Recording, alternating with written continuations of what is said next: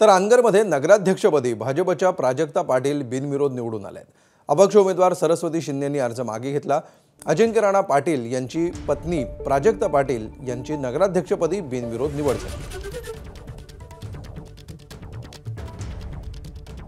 सर्व गावकऱ्यांचे मनापासून खूप खूप आभार। हे तुमचं प्रेमच आहे ज्याच्यामुळे आपण इतकं वरच्या लेवलला गेलो आहेत आणि सर्वांचं मनापासून खूप खूप आभार। आज मी स्वर्गीय माझे आजी सासरे लोकनेते बाबूराव अण्णा पाटील आणि माझे आजोबा कैलासवासी गणपतराव शेळके पाटील यांना स्मरून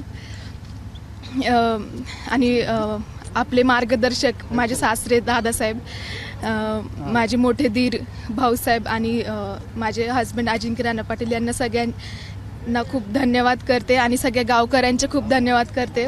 तर अनगर नगरपंचायत निवडणुकीमध्ये उज्ज्वला थिटे यांचा अर्ज प्रस्तावक यांच्या स्वाक्षरीच्या अभावामुळे तांत्रिक कारणास्तव रद्द करण्यात आला। त्यामुळे एकच खळबळ उडाली आहे। थिटे यांनी हा राजकीय कट आहे असा आरोप केला आहे। त्यांचा मुलगा सोबत असताना सही राहिलीच कशी असा प्रश्न उपस्थित करत त्यांनी या निर्णयाला न्यायालयामध्ये आव्हान द्यायचा निर्णय घेतला आहे। उज्ज्वला थिटे या सोलापूर जिल्ह्यातल्या अनगर नगरपंचायत नगराध्यक्षपदाच्या निवडणुकीसाठी राष्ट्रवादी काँग्रेस पक्षाच्या उमेदवार होत्या। निवडणूक निर्णय अधिकारी सचिन मुळीक यांनी उज्ज्वला थिटे यांचा उमेदवारी अर्ज तांत्रिक कारणामुळे अवैध ठरवला आहे। दरम्यान अर्ज बाद झाल्यानंतर न्यायालयामध्ये जाणार असल्याचं उज्ज्वला थिटे यांनी सांगितलं।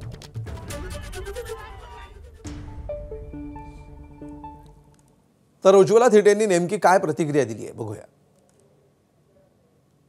राजन पाटील यांचे कट पाहना, त्यांना पूर्वीपासूनच कल्पना होती की एकदा यांच्या विरोधात एखादा व्यक्ती जर गेला तर तो व्यक्ती पुन्हा भविष्यात तो उभा राहू नये हे त्यांचे प्रयत्न चालू असतात। त्याचं मतदार यादीतून नाव काढणे, घरदार जाळणे हे तर सगळं आता सत्य परिस्थिती सर्वांना माहिती आहे। मग जेव्हा तशा मोठ्या गुन्ह्यातून तुम्ही मुलं सोडवताय तर मतदार हे आता माझ्या अर्जातून 4 कागद बाद न करायला किती वेळ लागणार आहे? याचाच फायदा त्यांनी घेतला। आमच्या बाजूने आमचा वकील छाननीला गेला नव्हता, कारण आम्ही कागदपत्राची पूर्तता कलेक्टर साहेबांच्या सांगण्यावरून केली होती। आता हे नवीन कुठं, आता जिल्हा न्यायालयाला जायचं ह्यांच्या विरोधात।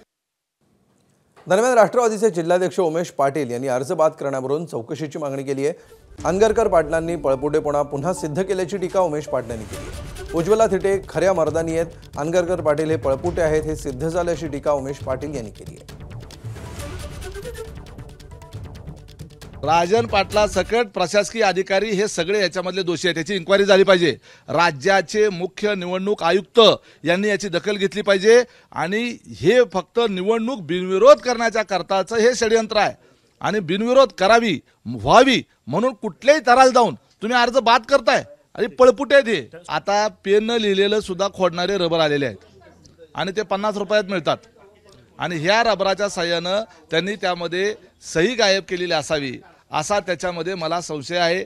सहीच नाही, अजूनही काही गोष्टी त्यांनी त्या ठिकाणी बदललेल्या आहेत असा आम्हाला संशय आहे। एबीपी माझा, उघडा डोळे बघा नीट।